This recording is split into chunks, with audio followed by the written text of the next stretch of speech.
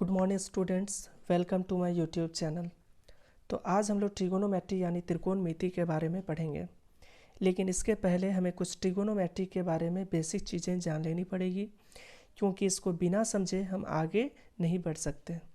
तो आइए हम इन बेसिक चीज़ों को एक त्रिभुज के द्वारा समझते हैं। तो मान लिया जाए यह एक समकोण त्रिभुज है,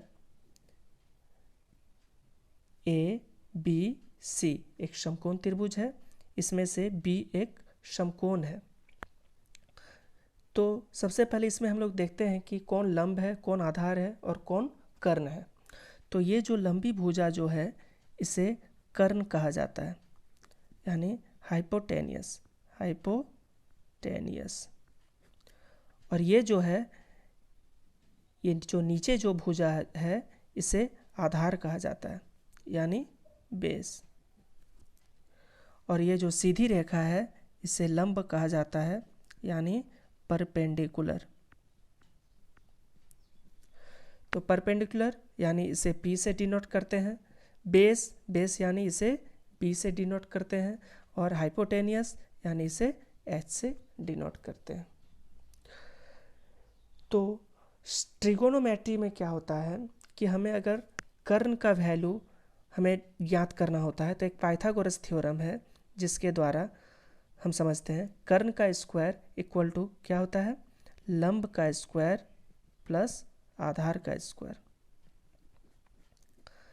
यानी कर्ण यानी h का स्क्वायर, लंब यानी p का स्क्वायर, और आधार b का स्क्वायर।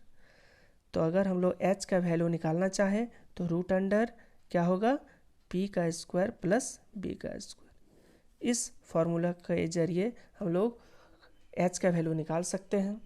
अगर p फाइंड करने का रहेगा तो p भी फाइंड कर सकते हैं, b फाइंड करने का रहेगा तो b भी फाइंड कर सकते हैं।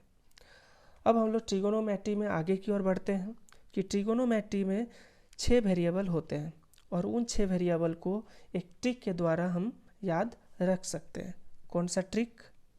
तो ये ट्रिक है, अगर आप हिंदी मीडियम के स्टूडेंट हैं तो इसे इस तरीके से समझ सकते हैं, LAL अपन KA। L का मतलब हो गया लाला जी आम लाया। कैसा आम लाया? कच्चा आम। और अगर आप इंग्लिश मीडियम के स्टूडेंट हैं तो इसे इस तरीके से याद रख सकते हैं, PB अपन HB, यानी पाकिस्तान भूखा प्यासा, हिंदुस्तान हरा भरा। तो इस ट्रिक को हम लोग अप्लाई कैसे करेंगे? तो सबसे पहले ऊपर में हम लोग लिख देते हैं साइन थीटा, यहाँ कॉस थीटा और यहाँ टेन थीटा। तो साइन थीटा का उल्टा हम लोग जानते हैं कॉसेक थीटा, कॉस थीटा का उल्टा हम लोग जानते हैं सेक थीटा, टेन थीटा का उल्टा हम लोग जानते हैं कॉट थीटा। ये सेम चीज़ होगा। अब हम लोग इसमें देखते हैं कि ट्रिगोनोमेट्री के 6 वेरिएबल को इस ट्रिक के द्वारा हम किस तरीके से लिख सकते हैं। ठीक है, तो सबसे पहला वेरिएबल होता है sine theta. Sine theta equal to क्या होता है, P/H। लेकिन इसको इस ट्रिक के द्वारा किस तरीके से समझाया जाता है? तो देखिए, अगर आप इंग्लिश मीडियम के स्टूडेंट हैं तो P/H तो यहाँ आ ही गया, और अगर आप हिंदी मीडियम के स्टूडेंट हैं तो देखिए P का मतलब होता है लंब यानी L, कर्ण, और H का मतलब कर्ण यानी K, तो लंब बटे कर्ण। इसी तरीके से हम लोग कॉस थीटा का वैल्यू निकाल सकते हैं। क्या होता है, B/H। B यानी आधार, H यानी कर्ण। ठीक है, अगर आप टेन थीटा का वैल्यू निकालना चाहते हैं तो P/B। तो P का वैल्यू हो गया लंब, और B मतलब आधार, तो लंब अपन आधार। ये चीज़ हो गया। अब हम लोग sine theta, cos theta, tan theta का वैल्यू निकाल चुके हैं, तो हम लोग आगे का भी इसको जस्ट उल्टा कर देंगे। तो साइन थीटा का उल्टा क्या होता है, कॉसेक थीटा इक्वल टू क्या होता है, H/P। कॉस थीटा का उल्टा क्या होता है, sec theta equal to H/B। Just इसका उल्टा हो गया।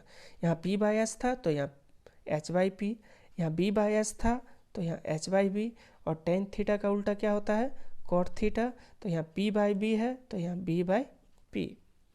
तो ये ट्रिगोनोमेट्री का 6 फार्मूला है जिसको हम लोग याद करके आराम से ट्रिगोनोमेट्री के किसी भी प्रॉब्लम को सॉल्व कर सकते हैं। तो आइए हम देखते हैं कि एक प्रॉब्लम लेते हैं और उसको समझते हैं कि किस तरीके से हम लोग उस प्रॉब्लम को सॉल्व करते हैं। तो हमारे पास एक क्वेश्चन है कि यदि साइन ए इक्वल टू 3/4 हो तो क्या करना है, कॉस ए तथा tan ए का मान निकालना है। ठीक है, तो ये क्वेश्चन है, तो हमें इसका सॉल्यूशन हमें देखना है। तो सबसे पहले हम लोग देखते हैं क्या दिया गया है, क्या दिया गया है। तो हमारे पास दिया गया है साइन ए इक्वल टू 3/4। तो साइन थीटा का फॉर्मूला यहाँ से हम लोग देखते हैं p/h। तो यानी ये p और ये h एक ऐसा राइट एंगल है जिसमें से क्या है, यहाँ b एक समकोण है ना, और ये थीटा है, और p का वैल्यू कितना है 3 और h का वैल्यू कितना है 4। तो हमें यहाँ से b फाइंड कर लेनी है, क्योंकि जब तक हम लोग b फाइंड नहीं करेंगे तब तक हम cos a और tan a का वैल्यू नहीं निकाल सकते हैं।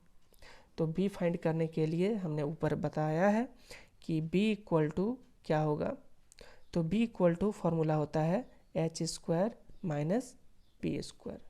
यानी हमारे पास तो ऑलरेडी दिया हुआ है कि p इक्वल टू 3 और h इक्वल टू 4, तो हमें b फाइंड कर लेनी है। तो b का फॉर्मूला क्या हो गया, root under h square minus p square.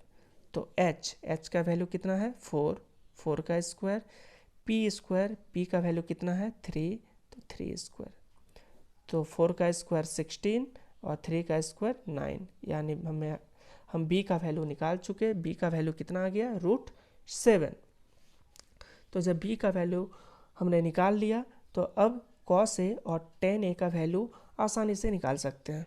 तो cos a का फॉर्मूला हम लोग पढ़ चुके हैं b/h, यानी b का वैल्यू कितना है √7 और h का वैल्यू कितना है 4। तो cos a का वैल्यू आ गया √7/4। इसी तरीके से tan a का फॉर्मूला होता है p/b, यानी p का वैल्यू 3 और b का वैल्यू अभी हमने निकाला √7, तो √7। तो tan a का भी वैल्यू निकल गया 3/√7।